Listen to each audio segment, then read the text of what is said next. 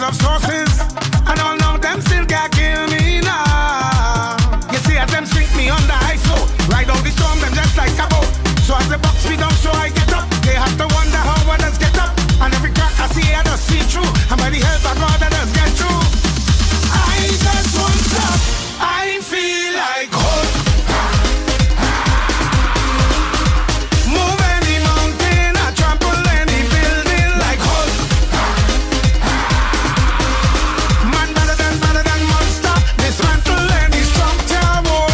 Trample them, trample them, trample them, trample them. Rip up my shot and bust up my jeans and step on my problems. Then what we gonna do? Trample them, trample them, trample them.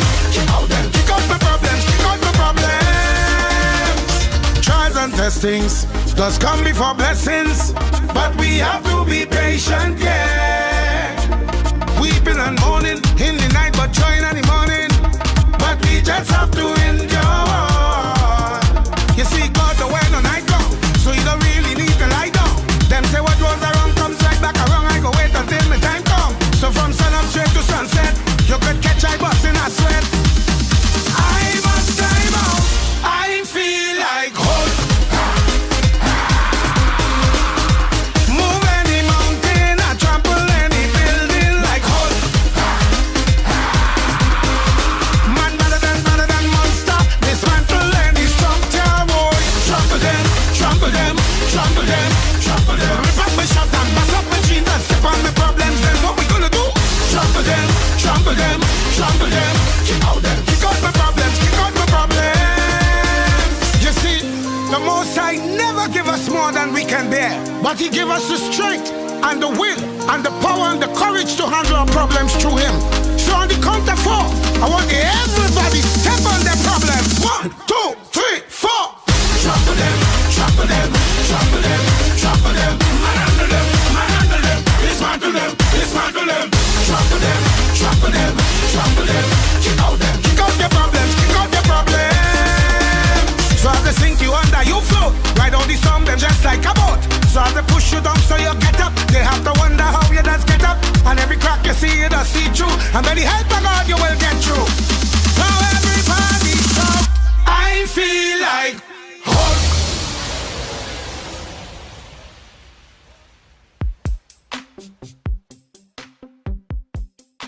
We stand united in the belief that if you empower community, the community empowers the country. We are the party that gave every child a secondary school education since 2001. By building more schools in 11 years than others did in 40. We believe that no child, rich or poor, should be left behind. Which is why we give every 4-month student a laptop to expand their minds and their dreams. We are the party that put police cars back on the streets and gave the police a $1,000 bonus because we believe that we should support the persons who are protecting you. We are the party that reduced the murder rate to its lowest in 14 years. We expanded GATE, stopped the property tax, and increased maternity leave. We are the party that invested in you and your community by investing in schools, community centers, lighted parks, 24-hour health centers, and the most extensive road repair program in decades. We believe that education is always a solution and that no one should have to pick between sending their child to school or buying food. We are the party that works for you. We are the first responders in every situation, working to deliver a better standard of living for you and your family. And most importantly, we have confidence in you, the people of Trinidad and Tobago. This is not a campaign, it's a movement based on building communities and strengthening families. Come out and join us, and together we will get the nation working and moving again. Our children will once again have access to GATE and technology. We will improve healthcare by cutting the time it takes to see a doctor in an emergency. We will establish a senior citizen unit in every major hospital and staff the hospital with the doctors and nurses you need to create a first-class healthcare system. We will focus on creating high-paying jobs, fixing our laws to remove red tape, and ensuring that you and your family are safer. We will Good evening and welcome to the Chaguanas East pre-budget consultation 2024-2025. At this time, I would like to invite all attendees to please stand for the national anthem of Trinidad and Tobago.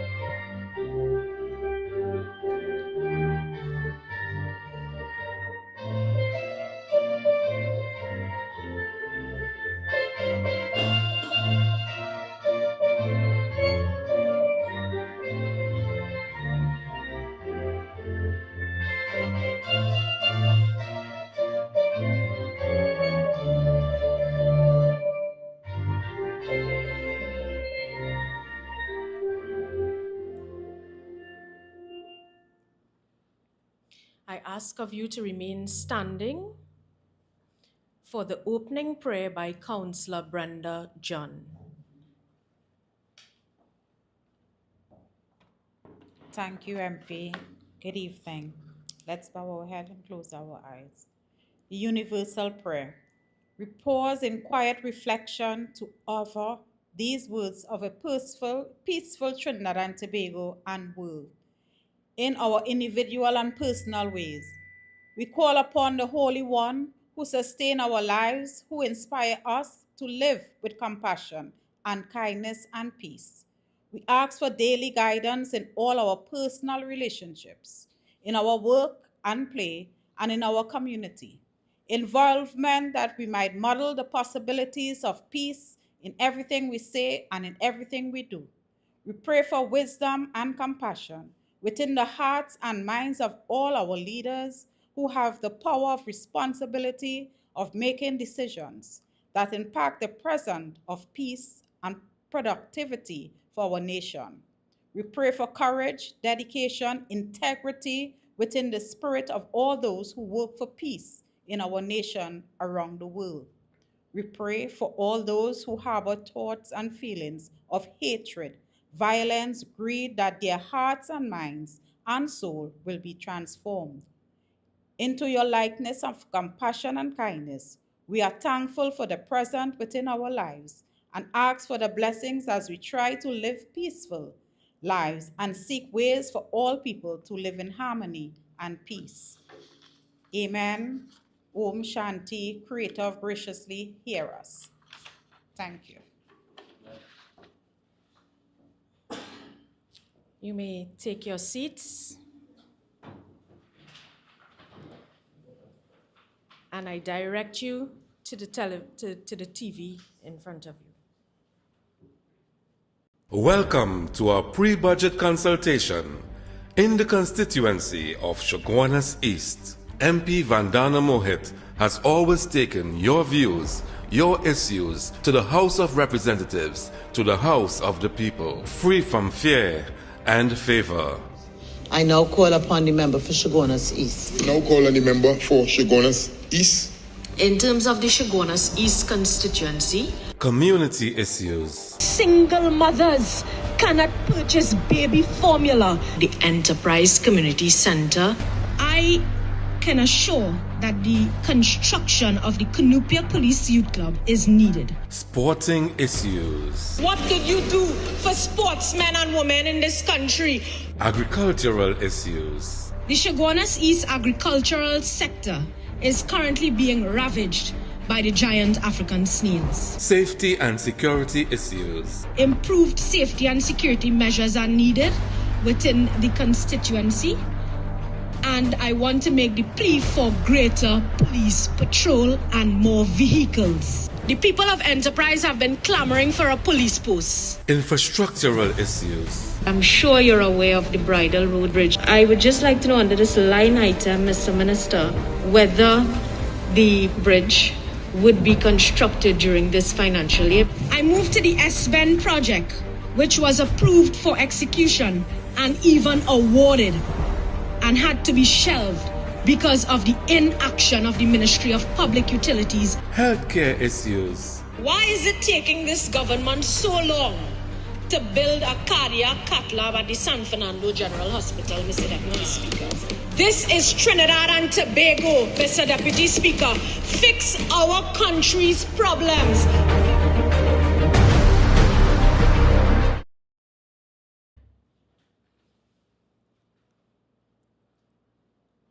To our viewing public, all members of the Chaguanas Borough Corporation, councillors and aldermen present here with us, as well as the Tunapuna Piarco Regional Corporation, and you, stakeholders of the constituency of Chaguanas East.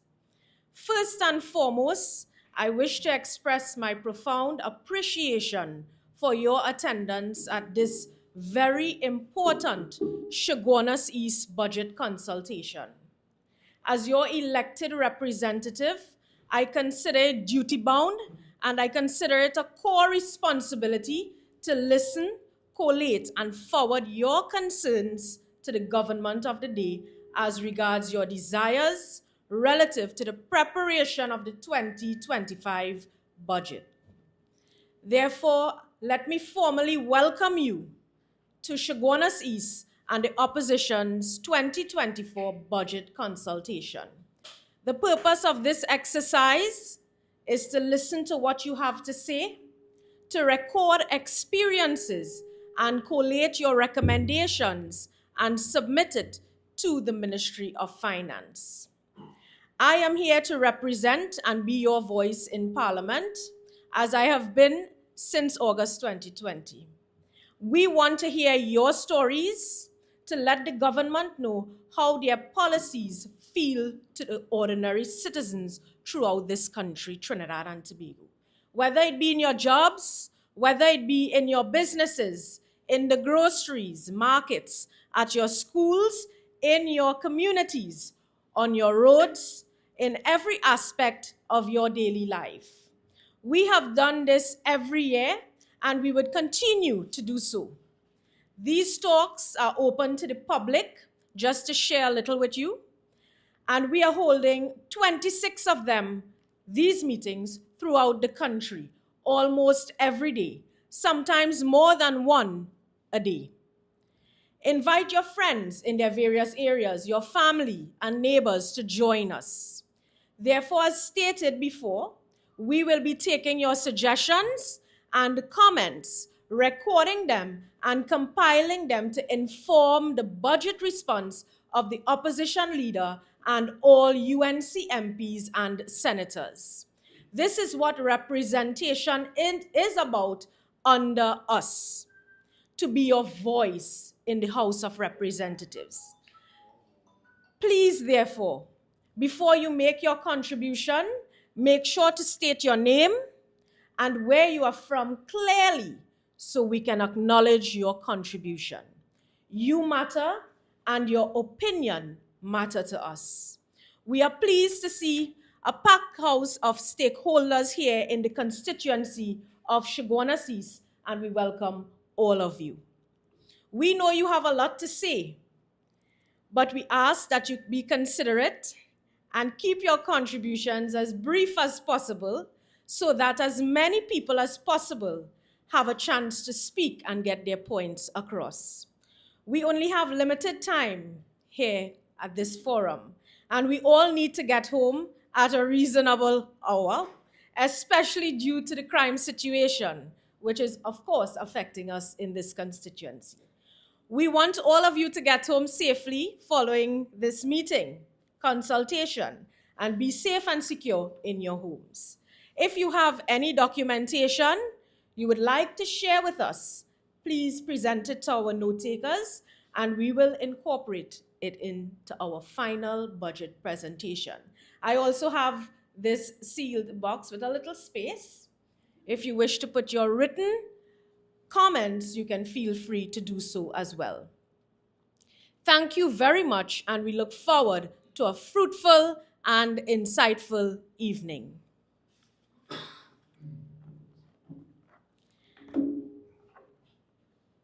At this time, we will have our presentations from our key stakeholders in the constituency of Chaguanas East. Our first presentation will be from a member of one of our residents' associations in the constituency of Chaguanas East. So I would like to invite the Diet Estate Residents Association, who have sent their contribution through Mr. Curtis Ramawak, our good friend.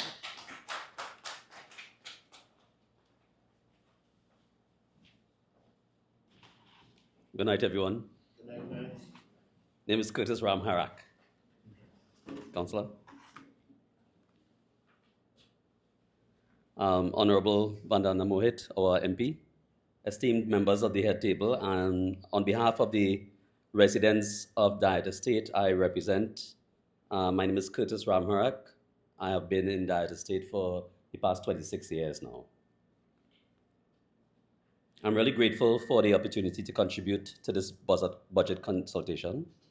We commend the ongoing efforts to improve our community and would like to highlight several key areas requiring immediate attention and propose new initiatives to enhance the quality of life of our residents in Diet Estate and in Cunupia in general.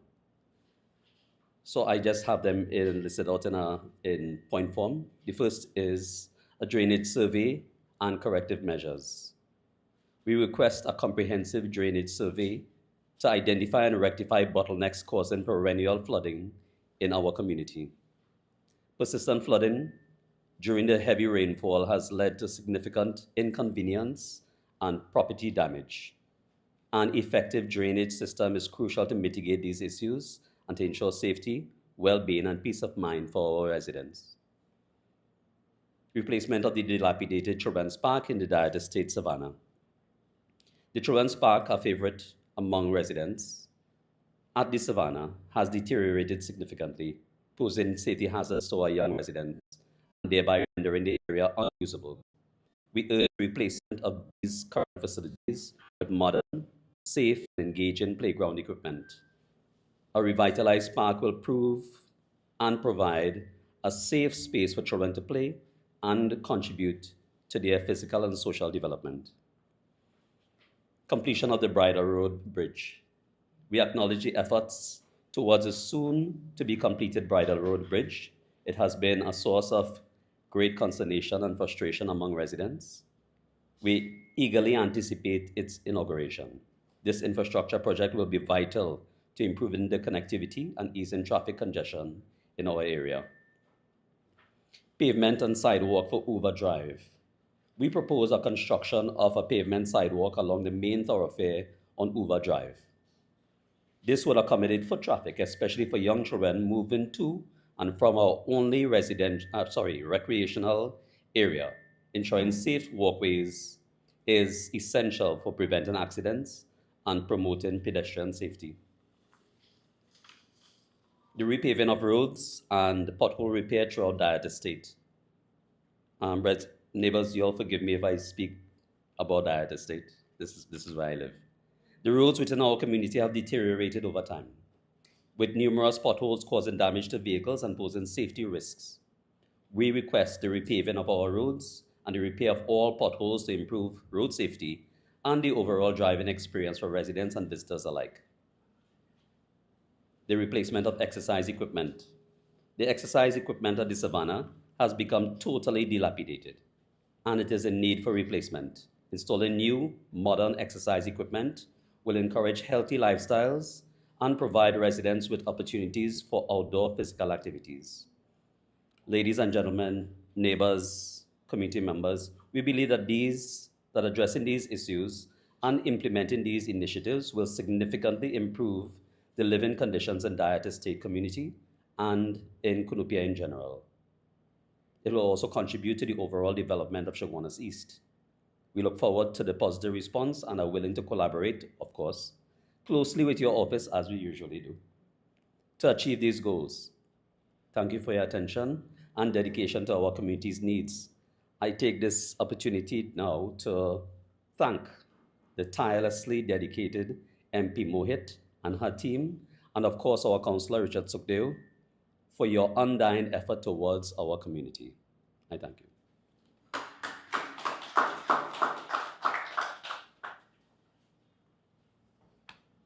Thank you very much, Curtis. You know, it's always difficult to pronounce the names properly when you go into your community and you say, hey, Curty, what's going on, you know? Thank you very much for your contribution. And as we continue with this consultation, I want to bring on our next speaker, who is also another resident association in the constituency, the Chinchin Residential Development Committee. And at this time, I want to welcome President Bridget Pierre Campbell.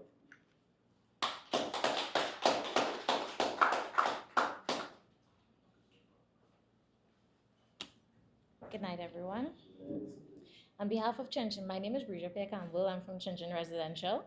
And on behalf of Chinchin Residential Community, we extend our sincere gratitude to our Member of Parliament, Chaguanas East, Ms. Vandana Mohet, for the unwavering support and assistance provided to our community thus far.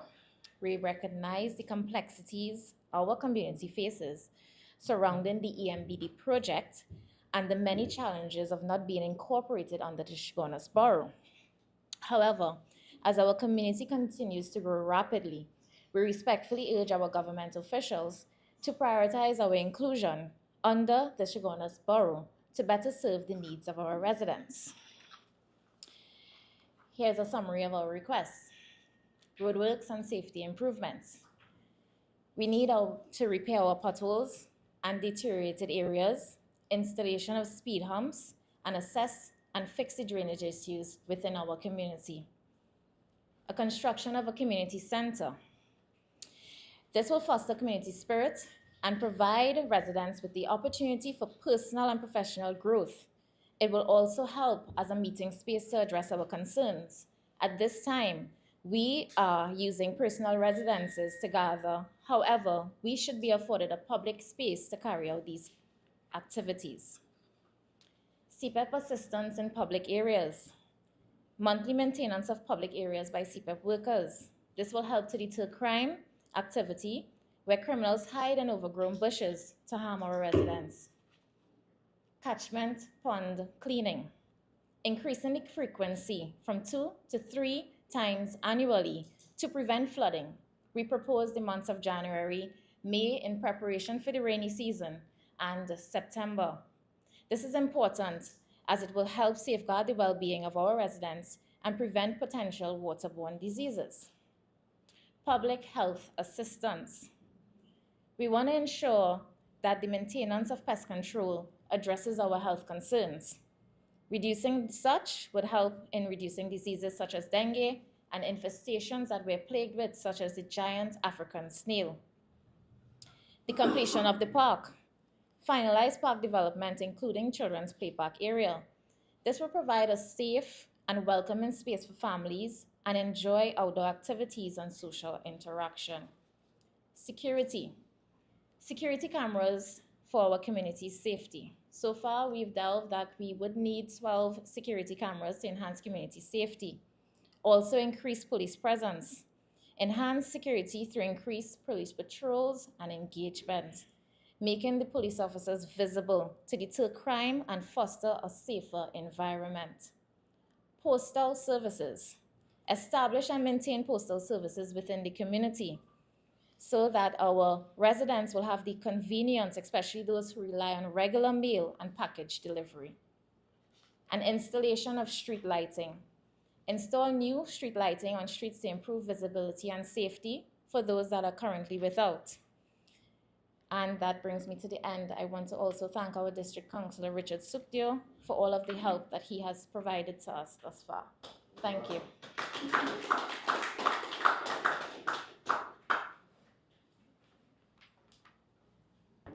Thank you very much, Bree. And as you can see, our community associations so far are very well engaged in their communities, and they know exactly what their communities are in need of. At this time, you know, in the House, I tend to shadow the Ministry of Social Development and Family Services. And this evening, I am so happy to know that we have some NGOs present here with us who continue to fight for those persons with disabilities in our country. At this time, I want to bring, he's here with us, the president of the Cerebral Palsy Society of Trinidad and Tobago, Mr. Philip Metivier.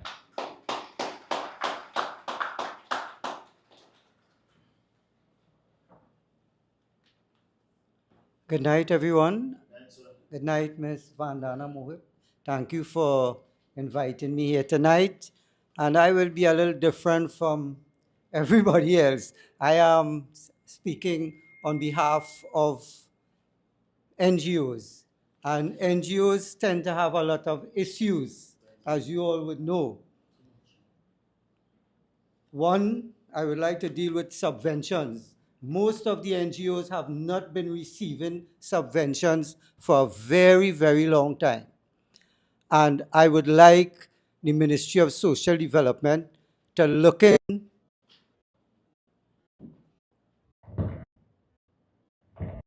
subventions. That's one of the most important, because NGOs can't do anything or support people without having funds, right?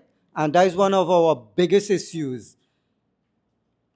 When we're dealing with disabled people, they say disabled people have rights. They have laws in this country to govern the rights of people with disabilities. Me, as an NGO, and as an advocate for people with disabilities, I'm sure most of you all here would know that they have no rights. Because if I could elaborate a little bit, I had a lady came to me who was looking for a job. And I got her on a television station, and she came on that station, and she has a degree. And she spoke about her degree, and nobody hasn't called her as yet. And this lady can work. So we want the discrimination of disabled people to stop. They have a right to work. They have a right to enjoy life. They have a right to do everything that they want to do as everybody else. Education. Well, you all would know that they have schools in this country. Most of the schools are not equipped for people with disabilities. They have no curve cuts. The toilet facilities is not conducive for the use of disabled people. We need to have caregivers in the classrooms. We need to have special education teachers. You all would know. I know you all have kids going to school, and there's nothing like that in most of the schools. You might find that in private schools where you pay to go. But in most of the schools, we need, and we say we have been, every year, they say they're ratifying the laws, the rights of persons with disabilities, but I don't see nothing happening for people with disabilities in this country. I've been doing this for 29 years. I have a son with a disability. I know the challenges that these people face.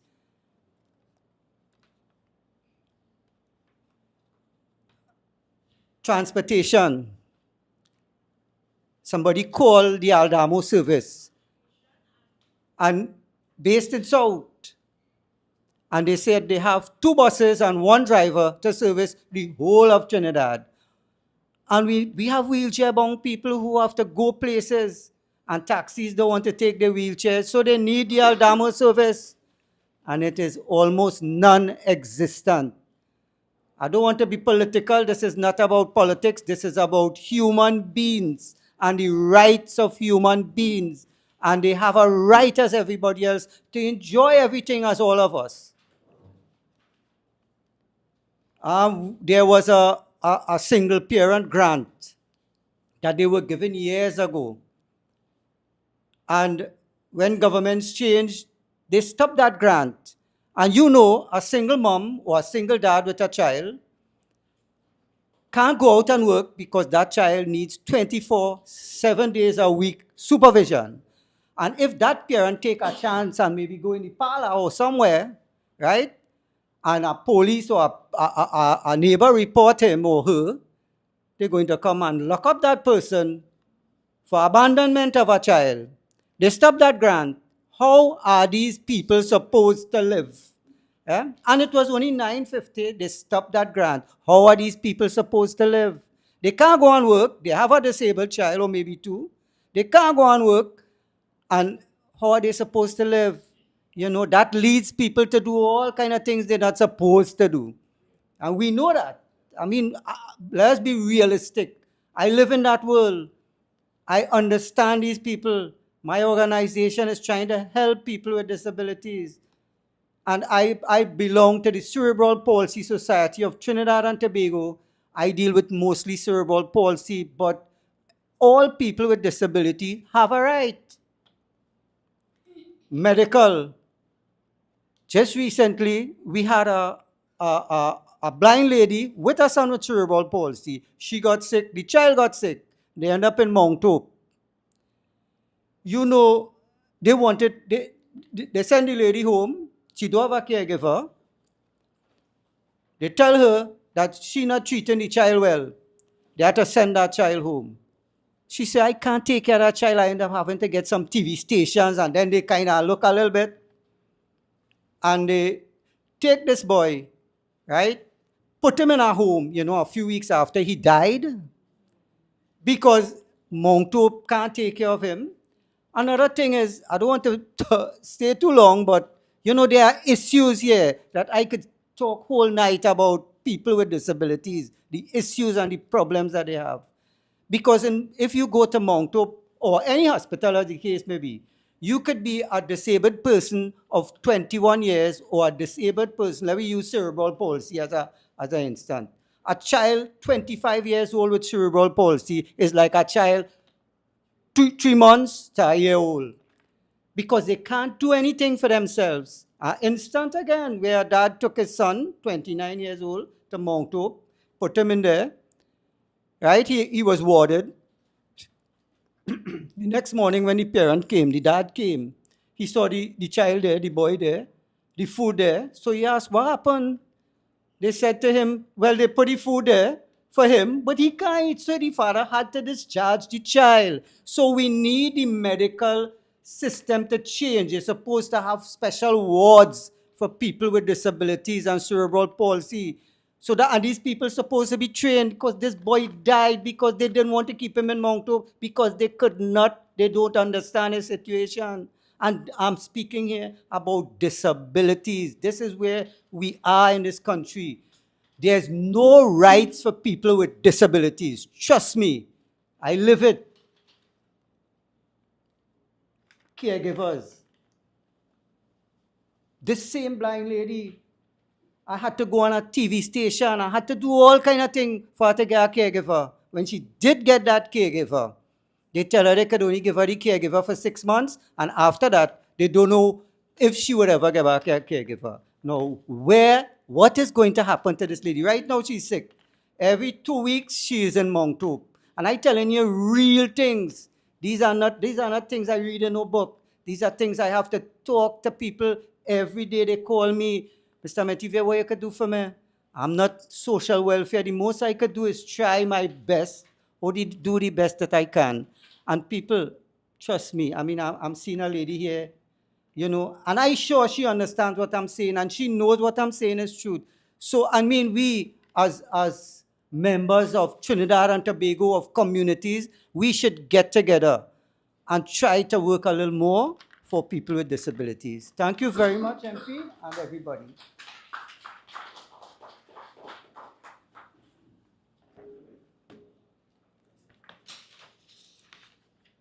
Thank you very much, President of the Cerebral Palsy Society of Trinidad and Tobago. Real passion, real issues, you know, being experienced by persons with disabilities.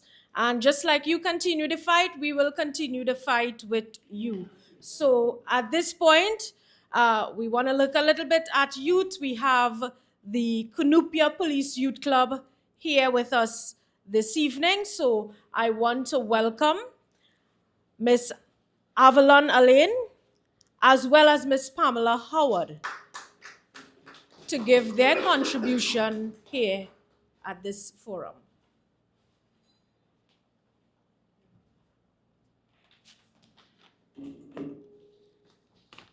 Good night, everyone. Good night to the Honorable Member of Parliament, Ms. Vandana Mohit. Good night to all councillors, aldermen, ladies and gentlemen, and we sincerely thank you for the invitation extended for us to bring our issues to the forefront.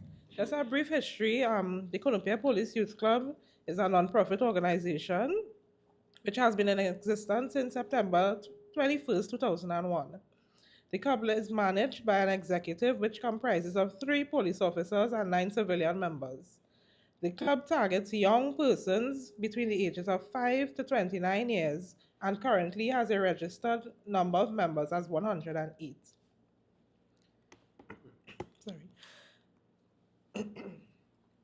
Through sponsored programs and wonderful volunteers, the club has provided programs and activities such as football, choir, ballroom dancing, folk dance, drumming, life skills, conflict resolution, and remedial and developmental learning through its homework center.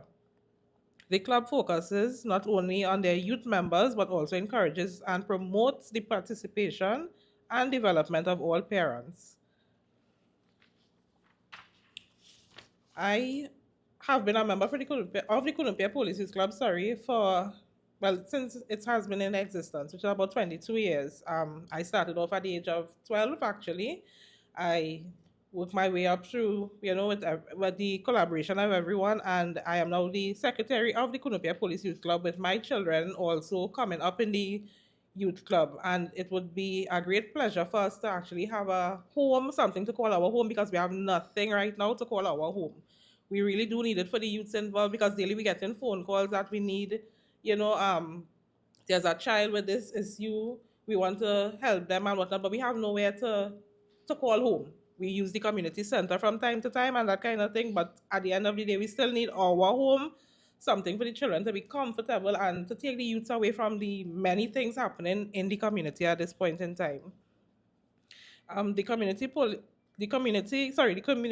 Community Police Youth Club for the past 23 years has been accommodated at various schools and other community facilities within the Columbia community. The situation has limited the club in its ability to effectively execute its mandate to partner with community stakeholders to provide youths between the ages of 5 to 29 years with positive alternatives as opposed to the deviant behavior and criminalities. On several occasions, the club has had to postpone and cancel programs and activities because of conflicting schedules with the activities and managers of other facilities. Again, our proposed parcel of land right now is located at the corner of Ramsaran and Gillingham Junction Road, Columbia, for those who may not know. And the construction of the clubhouse and homework center would be, in an effort to sustain the youths at this point in time. Also, we'd like to thank the councillor, Mr. Sugdev, for ensuring that the land is cut. Although we don't have anything much going on, at least we have the land there that the kids could come out and do some activities from time to time. And with Mr. Sugdev's help, we have really been able to keep the grass at a low in order to facilitate certain programs that we may be able to. I hand over to Ms. Howard to continue. Pleasant good night, everyone. Pleasure being here to stand on responsibility and, for my police youth club.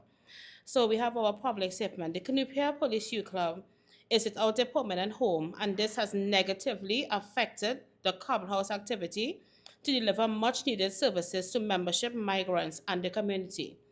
Our long-term goals, once we have our building, we'd like to construct a suitable OSH-compliant 2-story police youth club, house, homework, and divisional center to facilitate the delivery of sustainable programs and services to our at-risk youths of Central Division by December 31st, 2015.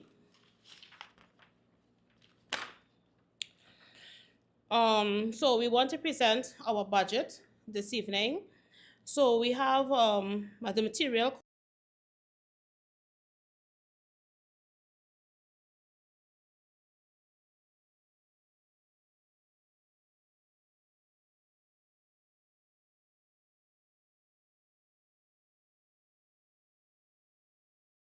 And this was done already. So that cost was done through the police unit with the help of Trinidad and Tobago Police Service at a cost of 400 and 400,600. Right, we contributed $5,000 to change to fundraising. We always, because one thing our youth club, we tend to work as and people know what Mr. Subdale.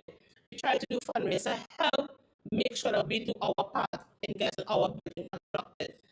So at presently, we are asking any for the assistance of anyone who are here in our previous evening to extend help, and we are looking at a total of, let me get the correct price here for you, $9,041.75. Right, that would be, if we have that in hand, we could get our foundation, because we want to have a building. I don't want to wrong it. We just want to have a building to call home so we can provide activities for the children of the community. You know, we have a lot of parents calling out to us, asking us what's going on. And we have so much to offer. Just last week, our children performed at emancipation celebration, and a week before did the same thing. And we have so much that we can give to the community. And my God, just myself Venezuela and the a lot of community people coming into the area, and we can extend help to these young people.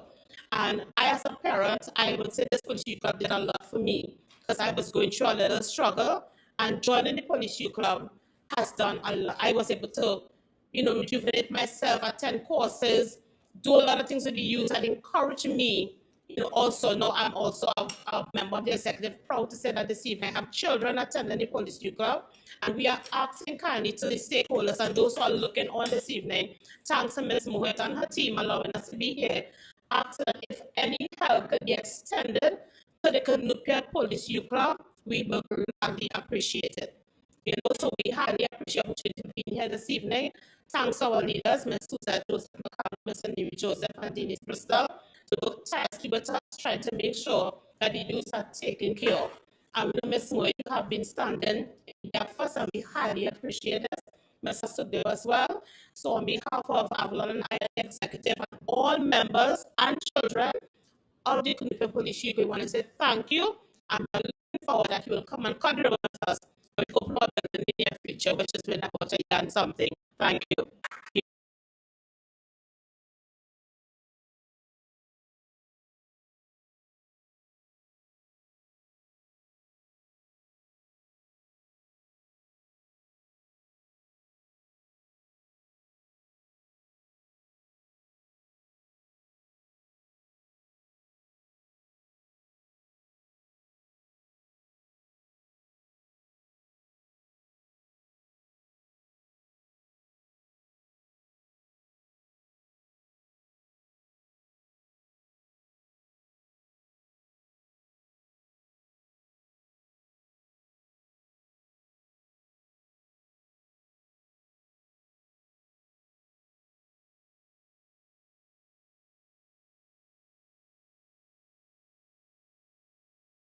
Constituency of Chaguanas to give his contribution, and that is a good fellow, Mr. Narayan Kasi.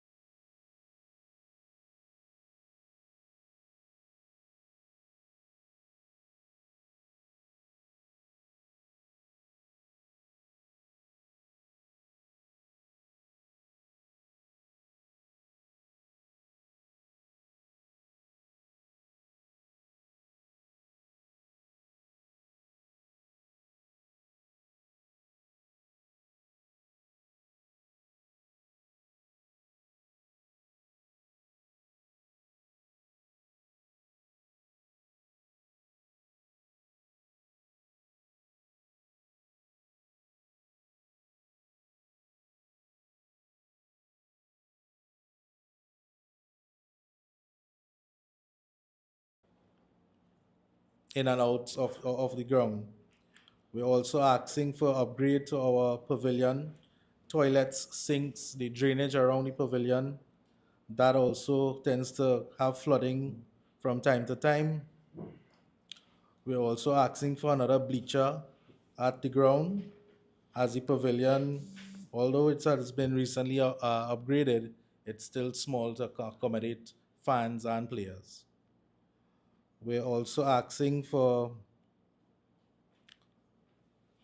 funding to hold youth cricket camps, basically to ages 6 to 17, so that the club could successfully, the future is in the kids, so we want to give back to the community by having funding to host these camps for the kids around the community. So that's it basically. Again, we appreciate your help, MP, in thus far working with us, and we look forward to working with you and your office and all stakeholders involved. I thank you. Thank you very much, Endeavour Sports Club, Mr. Narayan Kasi. I don't know if you all know what a beautiful recreational facility the Endeavour Avidesh Samaru Park is in the constituency of Chaguanas East, and the types of cricketing tournament that take place there. It has deteriorated, and therefore it may sound like a lot, but it's definitely needed in that facility. So once again, I love your breakdown. We appreciate that, and we are already writing for it. So I'm glad you brought it up all over again to ensure that it's reiterated. Ladies and gentlemen, we have a few more speakers because, as you know, in this constituency, we have many stakeholders which contribute to the well-being of the constituency. At this point, I want to invite the Trinidad and Tobago chapter of Disabled Peoples International. We have Mr. Kerwin Thomas here with us, doing a great job. And we also have Ms. Kati Lala, who will be presenting here on behalf of them this evening. If we can have some assistance for her to get to the podium, please. She's doing it all by herself.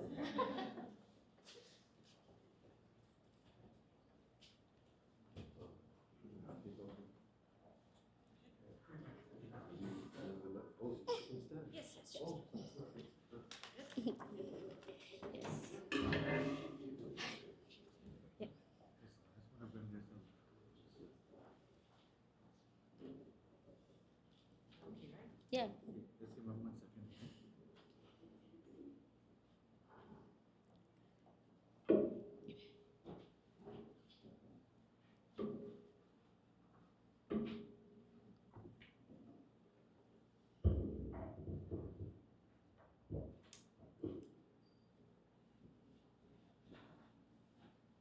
Good evening, ladies and gentlemen.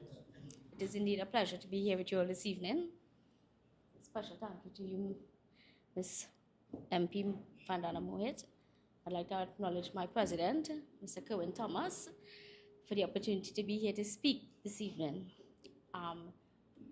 Before I move forward, I would just like to say to Ms. Pamela Howard. All right, my president would like you to know the Trinidad and Tobago chapter of Disabled Peoples International will give you all 20 bags of cement to start your project. Okay?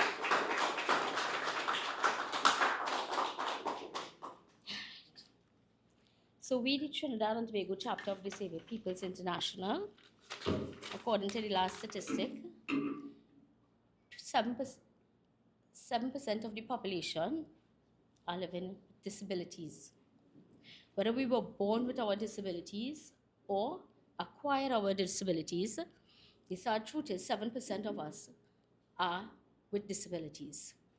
When I came in, I heard my brother down in the end there, and he was speaking on it already, and most of what he said is basically what I'm here to present as well, because we have the same concerns, we have the same challenges as what cerebral palsy that he represents, we also, all right?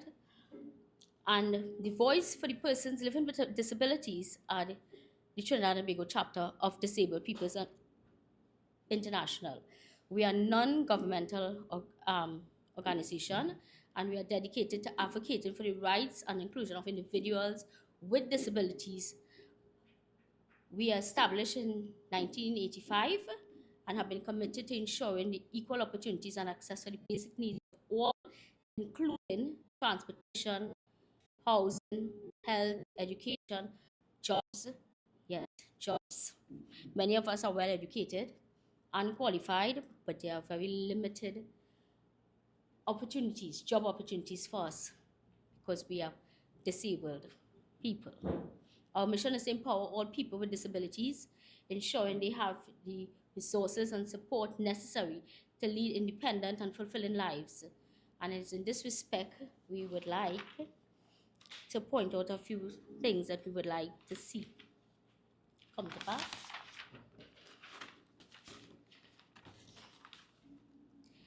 We would like the Minister of Social Development, Minister Donna Cox, to revise the mean test, right?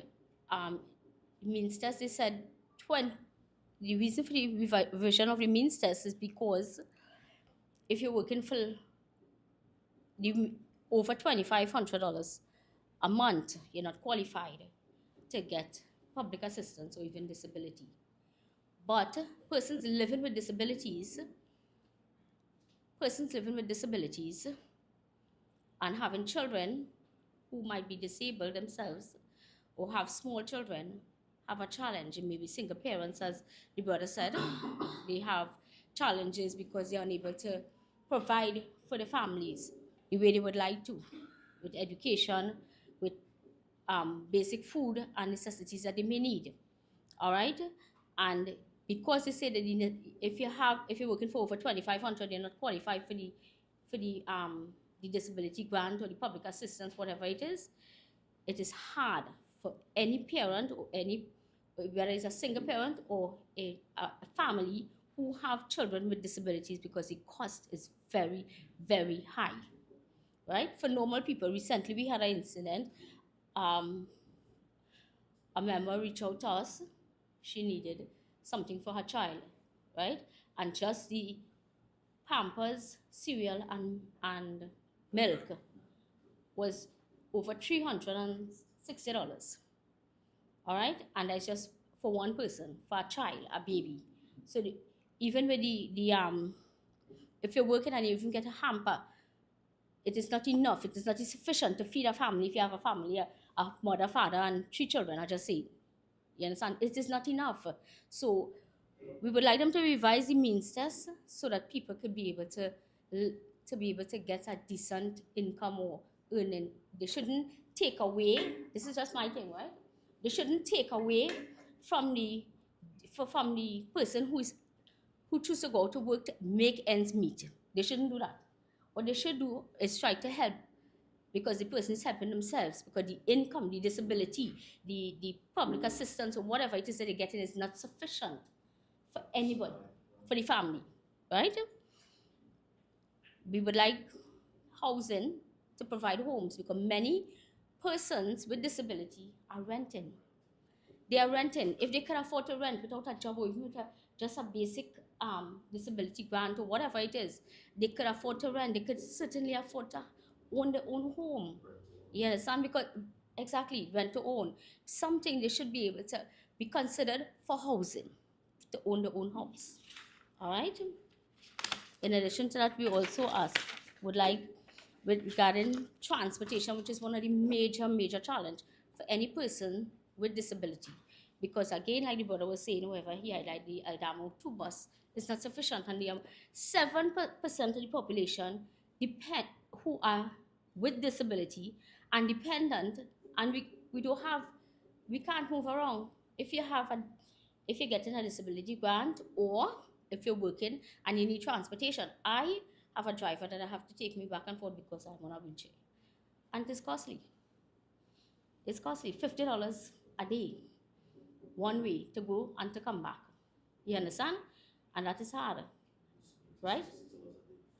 Exactly, $66 a day. So We would like Minister to understand that access to public transportation remains a significant challenge for individuals with disabilities in Trinidad and Tobago. Many public buses are not equipped with the necessary facilities to accommodate those physical disabilities, and leading to limited mobility to social isolation. The lack of accessible transportation hinders the ability to attend school, work, medical appointment, participate in community activities, and a number of other things. Okay? And regarding education, again, right? We have special needs schools to cater for special children with special needs and disabled children.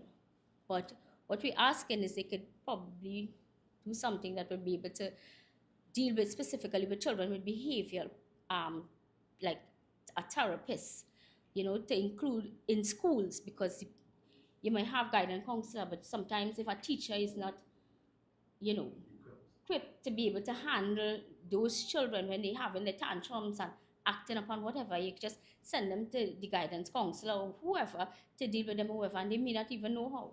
So we're asking them to look into that and try and see if they could probably educate, have more teachers, aides in the school that will be able to help these children. You understand? Because parents are already going through what they're going through and they need the help too, And just on that note, I will be closing now, and I thank you all kindly for the short time that I have here. I do apologize for being late. I had to condense this, so that's why I can't give all, right? So thank you kindly. Have a good evening, everyone.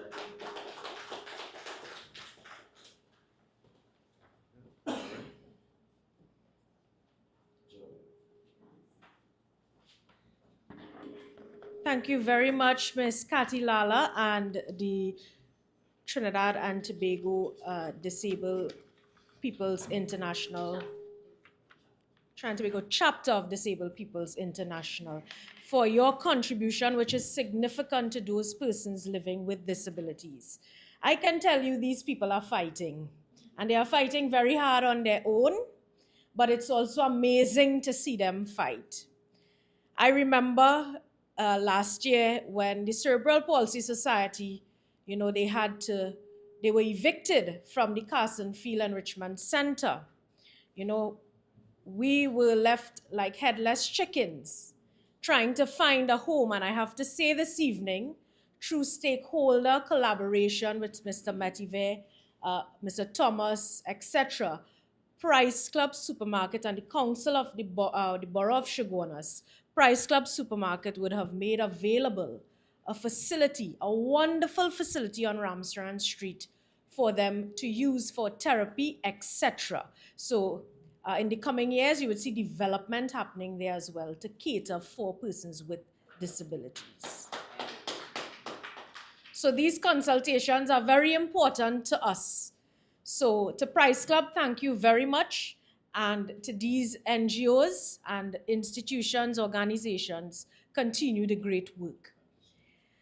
Next, we have the agricultural sector. And I want to invite the Jerningham Junction Farmers Association. And we have the Secretary of the Association, Mr. Javed Rahman, to present here this evening.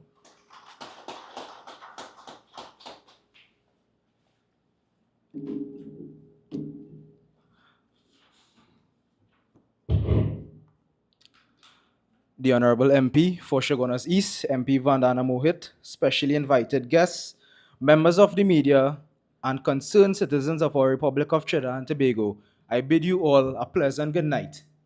Firstly, as a representative of the Jerningham Junction Farmers Association, we would like to extend our gratitude to you, MP, for this invitation to come on this platform and to share some of the issues that are plaguing the agricultural sector. We would also like to thank you, MP, for always being in our corner with whatever issues we may have. We will know that we can always turn to you and you will support us 110%. As we all know, the country of Trinidad and Tobago is ours, and we must do what is in our power as citizens to ensure its people are taken care of. I would like to start by drawing reference to the 2024 budget, which can be found online for us to peruse. It was noted that for the years of 2019 to 2021, our food import bill was $5 million, with 7.3 billion being for 2022 alone. Are we not then led to assume that it will be even higher in 2023 and 2024? Food security is something we have in our control, but again, it begs the question about where the focus is being placed to reduce it, such a high bill. This budget boasts of $400 million being allocated towards agriculture, with $250 million being put towards incentives and $150 million being placed towards infrastructural upgrades. It was highlighted that it is an essential component of the policy, that is an essential component of the policy framework must be looked at so that it can make the agricultural sector tax-free for the farmers. But our question is, what does tax-free mean? Is it mean that are we going to see reduction in terms of the prices of chemicals? Is it mean that we are going to see reduction in the cost of what we need for farmers to carry about their work? Does it translate to reduction in the cost of seedlings, fertilizers, subsidized transport costs, and fuel for fishermen? We are asking to see what tax-free means. The budget shows that there are plans for 240 kilometers of access roads, 900 acres of land will be rehabilitated for coconuts to be planted, 2,000 persons to be employed to revitalize the cocoa industry, and physical infrastructure at Plumbitan, which when rehabilitated, will benefit 150 rice farmers. There are also action plans to refurbish the Piaco packaging house and community-based aquaculture programs to strengthen the Prida Lasny squad. These are all great incentives, but we are yet to see the benefit of these incentives as farmers. I must commend the Prida Lasny squad, however, because they were able to attend one of our meetings and they would have given us some light. So again, thank you to the Prida Lasny squad. While all these initiatives are welcome and needed, the question on everyone's mind right now, when are we going to see these initiatives bear fruit? Are we going to wait until our food import bill reaches $10 billion before we start taking agriculture seriously? Now let's talk about the $250 million which is supposed to go into incentives. Incentives at the core is going to benefit farmers tremendously, but that is if and only if it can actually be given to a farmer. Approximately 60% of farmers in this country occupy lands owned by the EMBD, which means they have no land tenure to their name. As a result, that is one of the requirements for us to get a farmer's badge, which means that only 40% of these farmers have farmer's badge. So we have incentives, but they cannot go towards the farmers.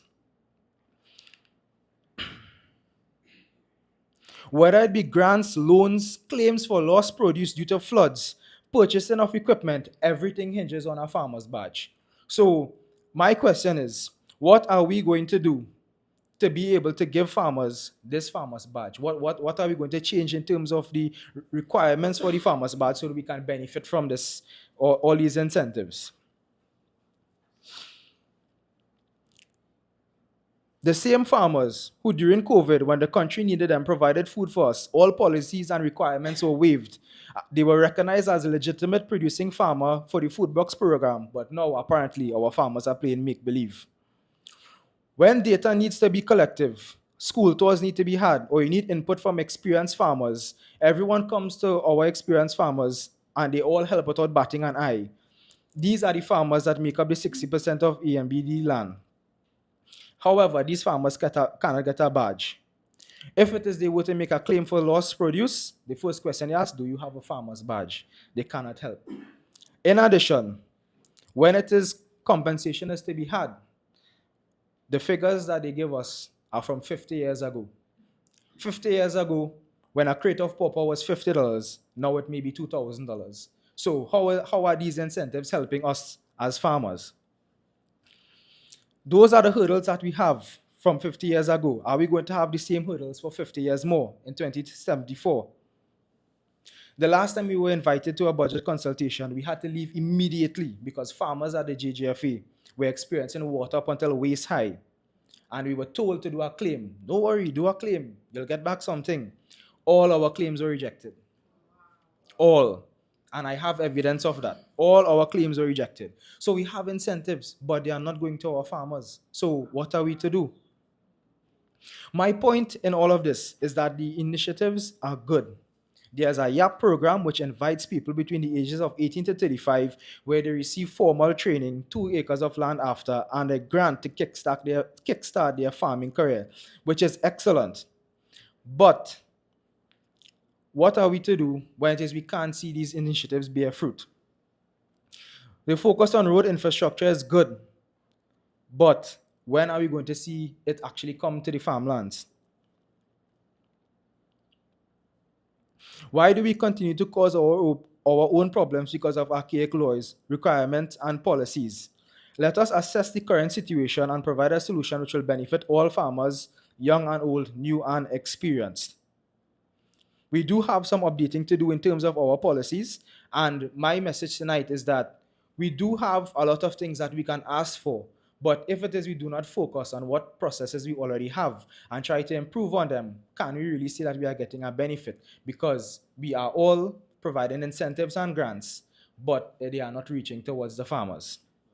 Being a farmer is not an occupation. It is a service to their fellow countrymen and women by providing nourishment to the creation of the Almighty. It is a service to God. So if I were to sum up what I were to ask for, everything hinges on our farmer's badge. Every single thing hinges on the farmer's badge. It is a requirement of the farmer's badge is land tenure. And until it is, we can get some sort of support in terms of changing the way we look at the requirements for land tenure, farmers will continue to be negatively impacted, and it will be also negatively impact how we serve our country and how it is our food import bill is affected. I thank you all for your time. And of course, we have to give that time to those who provide us with food and nourishment in our country. So to JJ, yes, I am here when you need me, but you are also here when we need you. All right, so thank you for that wonderful contribution here in terms of the agricultural sector. At this time, I want to move to some sports, football in the constituency of Chaguanas East. And I would like to invite Mr. Michael Villafana from the Gary John Football Coaching School located in the constituency of Chaguanas East.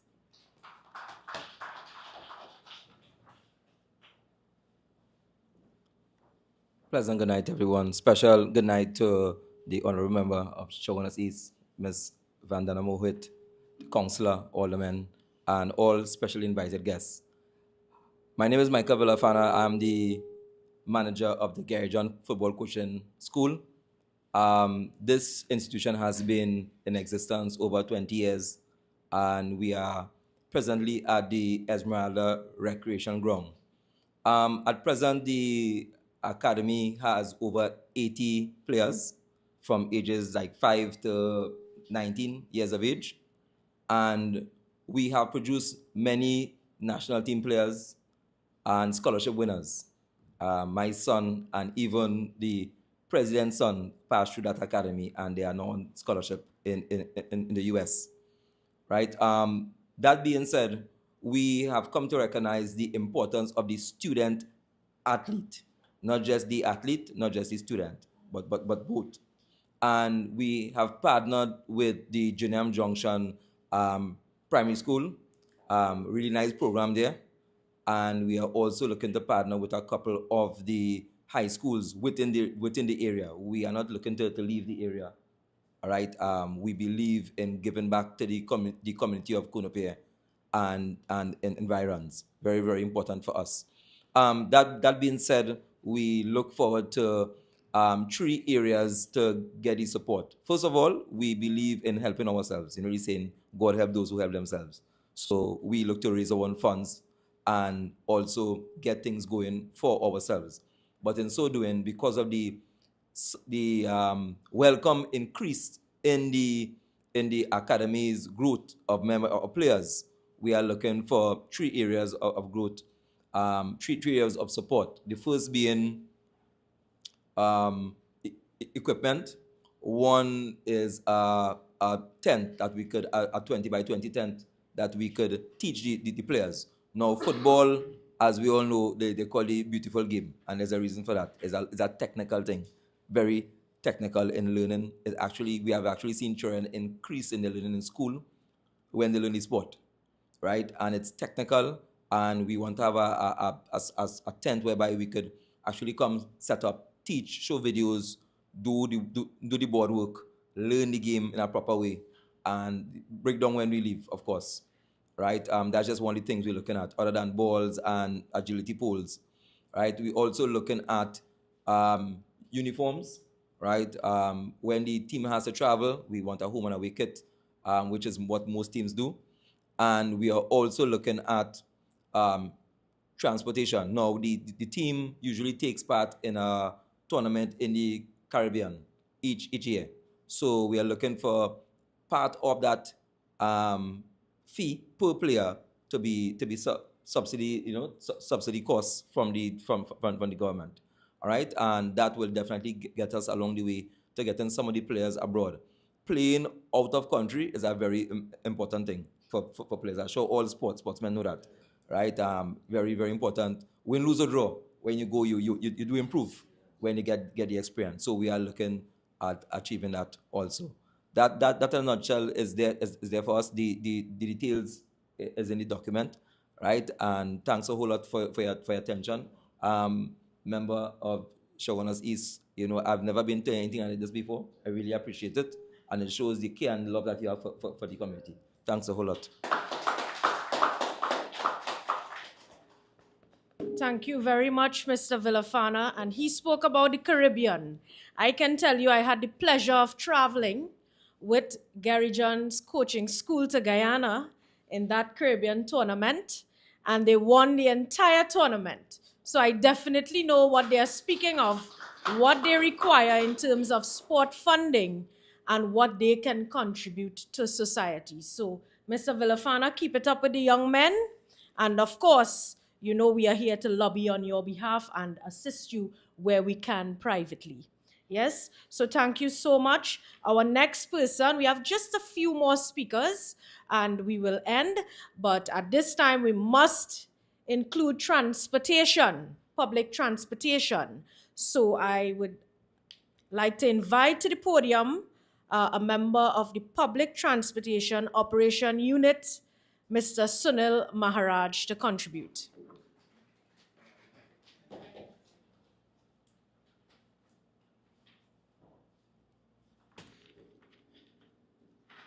Good afternoon to the Member of Parliament for Chaguanas East, Ms. Vandana Mohit,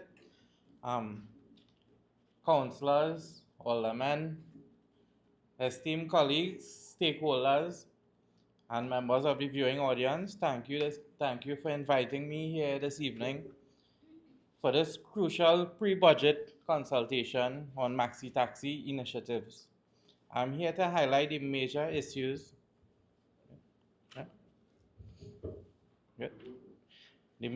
I'm here to highlight the major issues plaguing the public transportation sector. What do you think is the major issue for maxi taxis at this time? Crime.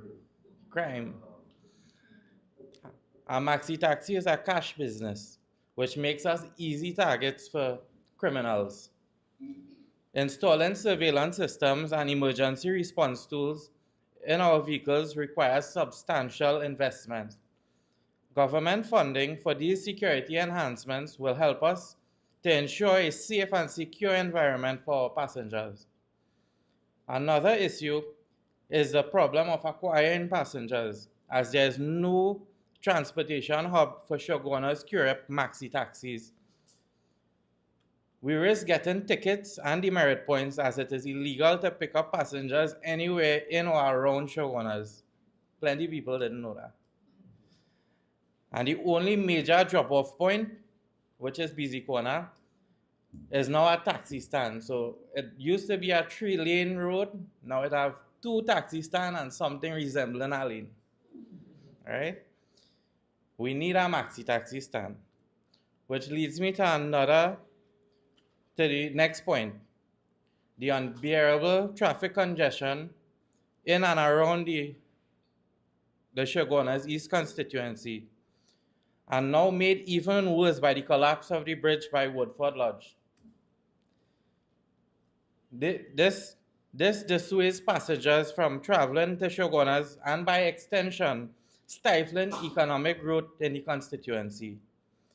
Proper signage and infrastructure development is necessary to combat this issue.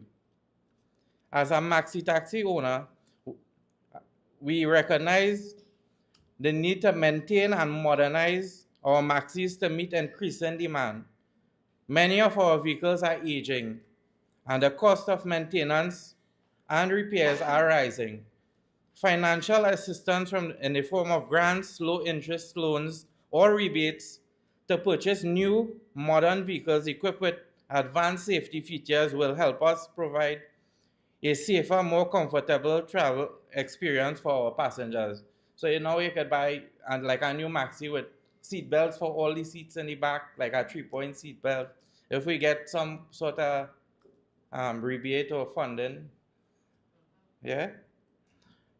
In conclusion, the Maxi Taxi initiative is a vital step towards a more efficient, safe, and inclusive public transport system. So which means we really want to provide for everybody, not just the traveling public, but people with special needs as well. You might have some new Maxis coming with a lift that could be able to pick up somebody with a wheelchair, right?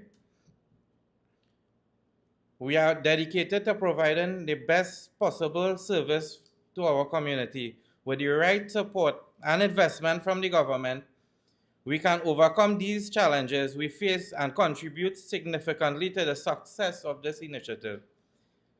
Thank you all for your attention and consideration. Together, we can build a robust, reliable Maxi taxi service that meets the needs of all our citizens.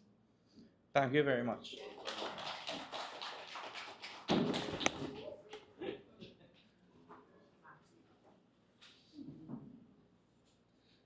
Thank you very much, Mr. Sunil Maharaj from the Public Transportation System. The vehicle that we all look for every day when we need to get to our respective destinations. And I now move to basketball in the community of Chaguanas East Club Enterprise Basketball Club. Miss Avalon Holder, I'm thinking Mr. Eric Knights. My apologies, I'm so accustomed to that. Miss Avalon Holder, I now invite you to do your presentation on behalf of your club this evening.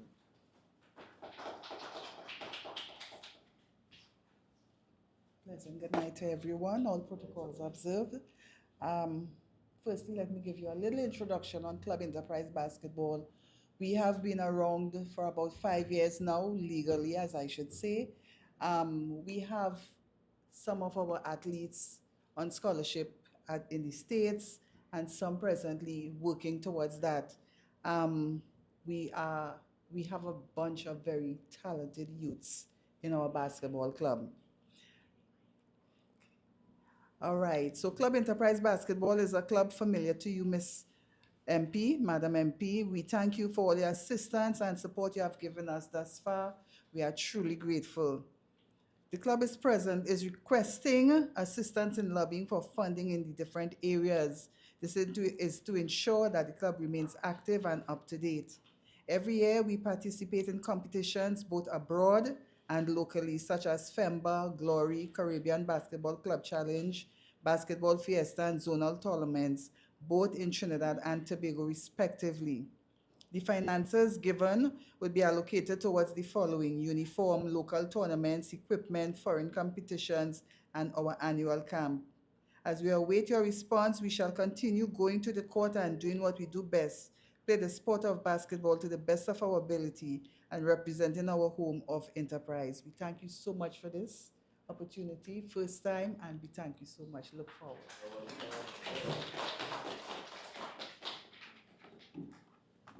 Thank you very much, Ms. Holder, Club Enterprise Basketball Club, who will be proceeding to a tournament in a few days with FEMBA, and they are awaiting their funding. So I take this opportunity to remind the Minister of Sports. I have also written to the Office of the Prime Minister requesting your necessary funding. We have 8 to 9 girls from Enterprise participating in this competition, and we therefore require the funding for these young people to participate in their upcoming competition. So once again, thank you very much for your contribution. I now invite, we have 2 residents associations who couldn't be here this evening, but they have submitted some written points that they would like us to bring to the attention of the government in terms of budget allocation for the various communities. So with that being said, at this point, we have the Kings Park community located in the constituency of Chaguanas East. And I would like to ask Councillor Richard Sukhdeo to present on behalf of the community what they would have submitted for this consultation.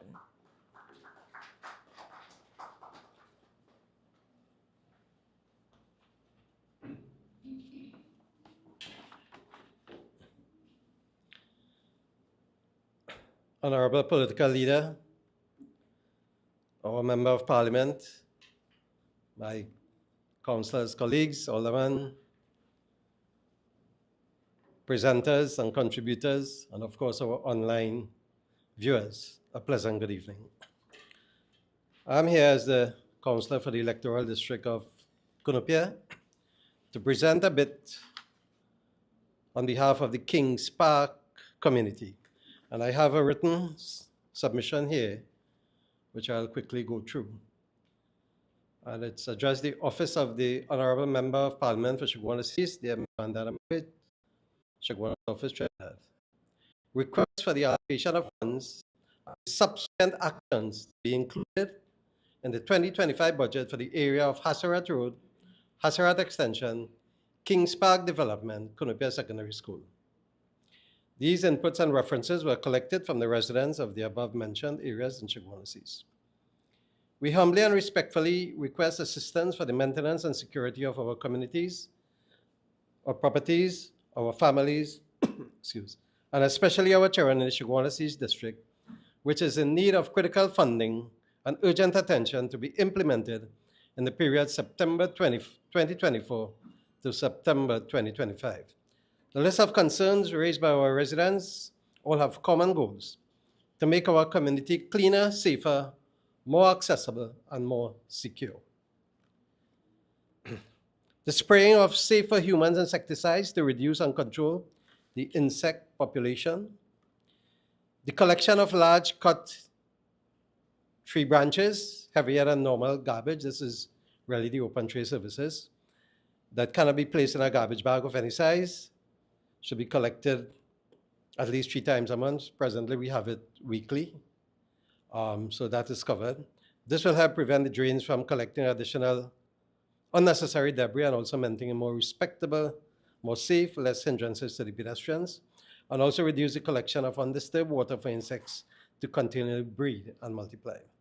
Next, the dredging and clearing of debris in the river located just due east of Hassarat Extension Road. The dredging and clearing of debris in the downstream rivulets and crossing located just due west of Hassarat Road Extension. One of the rivulet crossings under the existing roadway is severely undermining the roadway materials itself. This is very hazardous and the condition that is unforeseen to automobile drivers who are unfamiliar with the roadway. The edging of the entire roadway section could collapse at any given moment if left unchecked. Dredging and clearing of debris includes cleaning of all existing earth and concrete drains at the northwestern end of Kings Park, the continuation of box drains on the Hassarat Extension Road, and the covering of the said box drains where applicable to allow the safe passage of children from the neighborhood schools and other pedestrians. The installation of the correct base aggregate layers, compressed and compacted, then followed by the temporary patching of potholes to the Hassarat Extension. Following sufficient completion of the box drain and the pedestrian pavements and passageways, a high quality repaving of the Hassarat Extension Road, one that will allow up to 10-ton vehicles to pass without causing damage. Reparation of the streetlights at the corner of Hassarat Extension, removal of streetlight poles concrete from the inside of the residential properties, and proper replacement poles to be allocated on the external of the same properties, but in the public domain, while maintaining all service and full-time duty equipment located on the same poles, same connectivities, etc., without causing any more than 12-hour disruption of electrical and internet fiber optic cable supply to our community. Regular police patrol in our neighborhood at night, especially between the hours of 10 p.m. and 4 p.m. This should become standard practice as a paid public service. These are the concerns of the residents. Now, as the Councillor for the Electoral District of Quinnipiac, I may just take this opportunity to spend 2 minutes to make a contribution on this debate. Yesterday, August 1st, on Wednesday, August 1st, we had a historic flooding in the district of Quinnipiac and the environments. And ladies and gentlemen, some of this could have been avoided if the corporation had the wherewithal and if the government had put aside some funding for a rainy day, as we had on that Wednesday. And not just the standard recurrent expenditure and minimal funding for development. Every family in a budget, as we are approaching budget, puts aside something in a budget for an emergency or something, but not so with the corporations. What they give us are standard fundings. So if a rainy day comes, an emergency comes, something is wrong there. The government is guilty of reactiveness when the damage is all done, instead of being proactive so that things can be prevented. Ladies and gentlemen, this climate change is real, what is happening. And also expect the unexpected at any time, right? Some of the extra funding should be given for repairs, purchasing of equipment. So when we have instances like these, we can have equipment to repair, to excavate, to clear the drains. Dredging can be done, so we wouldn't have this sort of public funding. Ladies and gentlemen, and you all and everyone is looking on. The government is saying they do not have more money, but the public is looking on. And the public doesn't want to hear no resources. They are fed up of that. We cannot use that anymore. They say you are put there and you are responsible to get things done, right? The public is looking on. They are seeing tens of millions of dollars being spent on briefs, being spent on rentals, litigation against the government, when things that could have been avoided, right? So I'm saying that we should give some sort of funding to each corporation so that when situations like these arise, we can have some sort of solution, some sort of remedy to the situation, right? Yesterday was Emancipation Day. Since 1938, the physical shackles, the physical chains, and the enforced slavery was done since 1838, right? However, today, we as a nation, we as a people remain enslaved in virtual poverty. We remain enslaved in virtual unemployment, in virtual underdevelopment of the country under this government that contributes and that cultivates a dependency syndrome upon our citizens. But ladies and gentlemen, I say, do not lose hope. Real freedom is on the horizon. Come Emancipation 2025, we are going to emancipate ourselves. We're going to break free from the virtual chains, from the virtual shackles, from a government that is uncaring, oppressive, and burdensome by the rich getting richer. And we, the people, will install a new UNC government whereby the citizens of Trinidad and Tobago will feel, will see, will experience real and true emancipation through a government of care, compassion, and people-centered. Ladies and gentlemen, I thank you.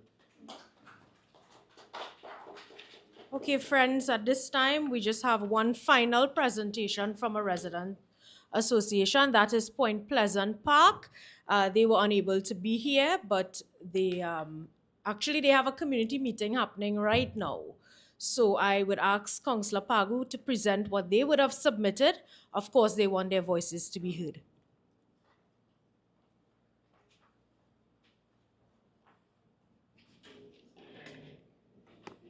Good night, esteemed Member of Parliament, Ms. Vandana Mohit, councillors, stakeholders, and everyone present at this budget consultation, provided by our dynamic leader, Mrs. Kamla Prasad Bisessa. Tonight, I present the issues and concerns on behalf of President Randall Goodins, Point Pleasant Park Residents Association. Crime. Crime has affected our community significantly over the last few years and continues to plague our community. Point Pleasant Park community has paid for private security and in its process of installing cameras at a significant financial cost to our residents, especially since less than 30% of residents are willing or able to contribute to any crime prevention initiatives. We would like the TTPS to assist our community by providing at least 4 random patrols in our community daily. Dengue. The Ministry of Health has continued to warn about prevention of dengue fever, and many individuals and community continue to fight this yearly public health disease.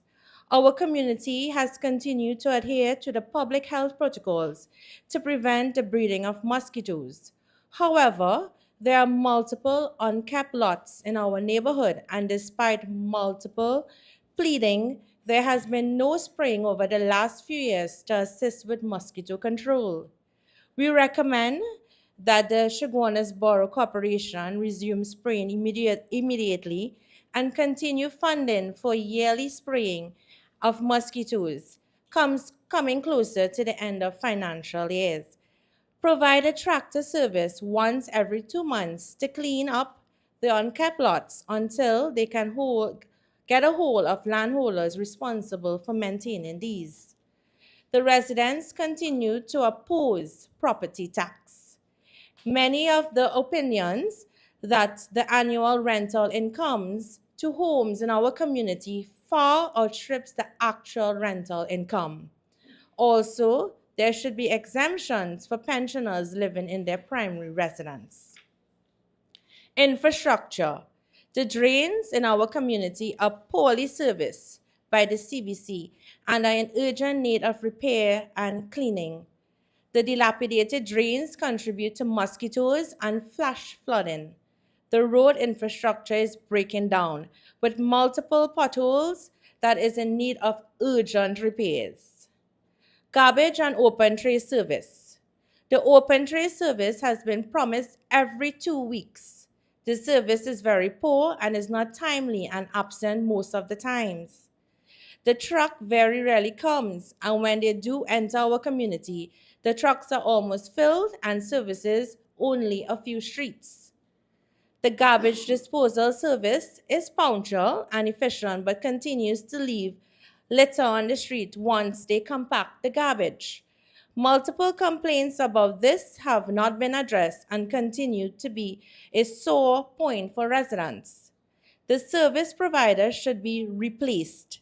The community have this service at least once weekly. The service also be monitored to ensure that the corporation gets the service that is being paid for. Thank you all.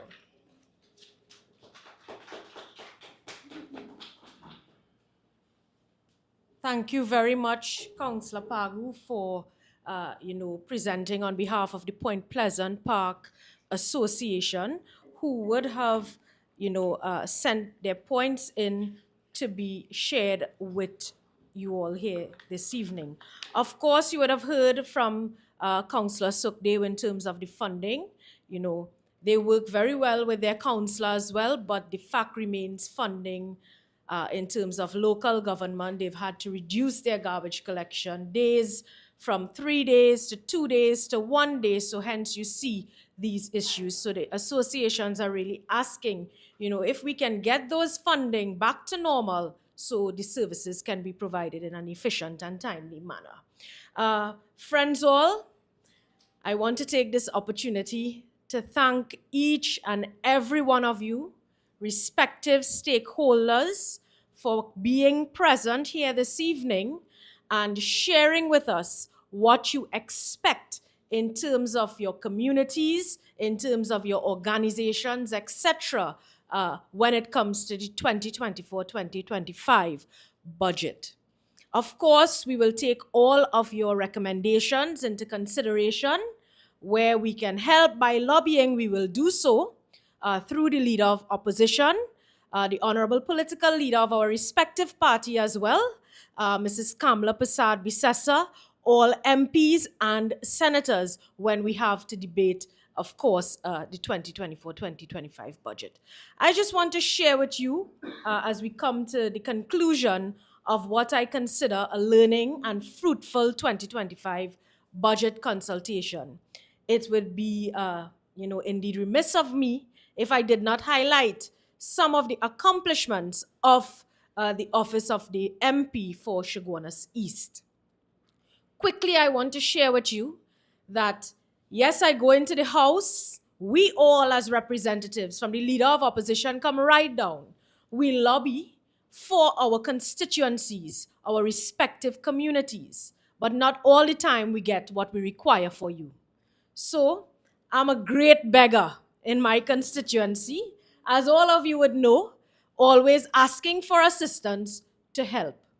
So some of the key achievements as we close, I just want to share with you, was that of educational support. We would have, through this office, we would have facilitated school transfers, including addressing specific cases such as school recommendations, school admissions, recommendations for underprivileged students via the school book grants, school feeding meals, etc. We would have provided laptops and electronic devices to the disadvantaged, students, enabling them not to be left behind in the electronic world or age.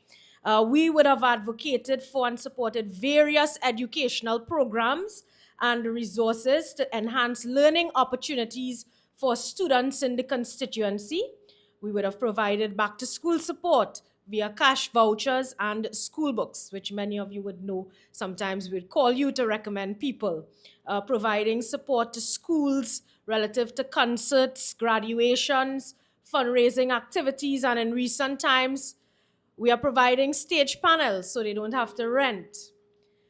Providing uniforms just as recent as yesterday, and equipment for student sporting activities. Infrastructure and development, successfully pursuing the latrine eradication program by lobbying for some persons requiring such, successfully lobbied for clearing of numerous watercourses and drainage infrastructure, including clearing of a main watercourse for the Jerningham Junction farmers who are also here this evening, removing several hazardous poles from TNTech and TSTT. This week, too, again, successfully lobbying for roadworks, Gaston Street, which everyone complained about. It's now paved. Rodney Road, Crown Trace, through our respective councillors, Councillor Justin Stewart, who is here with us, the Deputy Mayor as well, Rodney Road, successfully forced the government to undertake the Bridal Road Bridge project you all would have seen tonight. From the time we noticed it collapsed to now. I publicly say some people blame me at times, but I can tell you I don't sleep at night when it comes to that bridge. It's every minute I'm trying. Diet Estate is here. They know as soon as they put out something, I'll inform them of what's happening, because it is my duty as the MP, whilst it is taking long, whilst it is frustrating the residents, to give you that sustainable piece of infrastructure. Good? So the ministry is almost there, but I am lobbying for you along the way, as well as your councillors. Good? We have partnered with local government representatives in undertaking community projects. We continue the campaign for the S-Ben, which floods every time most of you are going home. And of course, I'm on the Minister of Public Utilities' throat when it comes to that particular project. So had I not pursued the Bridle Road Bridge, you would have seen what had happened with the S-Ben project. Because of a WASA issue, it was cancelled and awarded project. But I'll continue that lobby. But I wasn't making that mistake with Bridle Road Bridge, I could tell you that. Yes, those of you present, we continue to represent the constituency's interests in securing and overseeing the implementation of infrastructural projects to enhance the community facilities. Enterprise Community Center, you see works are happening there. So we continue to lobby as well, in addition to the local representatives and the community. Social welfare and community support. We would have assisted numerous constituents through the self-help grant application process, particularly focusing on those with outstanding applications from early 2022 to present. We would have provided continuous support to vulnerable and underprivileged members of the community through various welfare programs, assisted numerous persons in securing their NIS benefits. Waiting for 2 years plus, I can tell you we have many success stories in terms of our lobby. Lobbied for surgical procedures for many constituents through the public healthcare system, and assisted numerous community groups through funding of events in terms of social welfare and community support. Healthcare initiatives, working with different agencies for healthcare, those health fairs, etc., within the communities, supporting them. Churches in Action, etc., other communities as well. Economic development. We would have engaged with local businesses and entrepreneurs to foster economic growth and provide support for small and medium-sized enterprises. Community engagement and representation, of course, we would have maintained active presence in the community and supported numerous sporting and cultural organizations. So my dear friends, these accomplishments reflect my dedication, our dedication and commitment to improving the quality of life for the constituents of Chaguanas East, for members of the Disabled Society, and various other stakeholders joining our consultations throughout Trinidad. And of course, cognizant of the diversity in the constituency of Chaguanas East, it is always through positive representation. So I thank you for your contributions here this evening. I urge those of you who have contributions, written and so on, you can drop it into my contribution box for this budget consultation 2024-2025. I thank you very much to our viewers as well for joining us here this evening, and of course to the Leader of Opposition for always directing us in the right direction as per representing our various constituencies / communities. Thank you. Good evening.